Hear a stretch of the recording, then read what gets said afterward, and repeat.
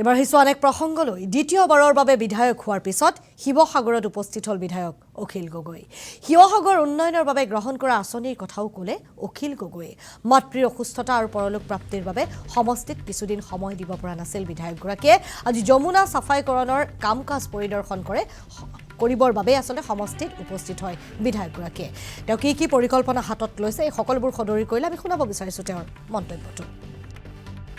শিৱসাগৰত যিবিলাক উন্নয়নমূলক কাম কাজ কৰি থকা হৈছে তাৰ ভিতৰত এটা হ'ল আমাৰ ঐতিহাসিক যমুনাখন চাফ চিকুণ কৰি সৌন্দৰ্যবৰ্ধন কৰা আৰু ইয়াত কেনেকৈ ৱাটাৰ স্পৰ্টছত কৰিব পাৰি, মানে নাও খেল বা অন্যান্য যিবিলাক ৱাটাৰ স্পৰ্টছ আছে সেইবিলাকৰ কাম কেনেকৈ আৰম্ভ কৰিব পাৰি তাৰ কাৰণে চাফ চিকুণ কৰি থকা হৈছে। আমি ডিজাষ্টাৰ মেনেজমেণ্ট ডিপাৰ্টমেণ্টৰ পৰা 10 কোটি টকা এটা পাইছোঁ আৰু সেই 10 কোটি টকাৰে আমাৰ স্থানীয় ইয়াৰ প্ৰতিষ্ঠিত কণ্ট্ৰেক্টৰ তন্ময় গোহাঁয়ে আমাৰ এখন চাফ চিকুণৰ কাম কৰি আছে।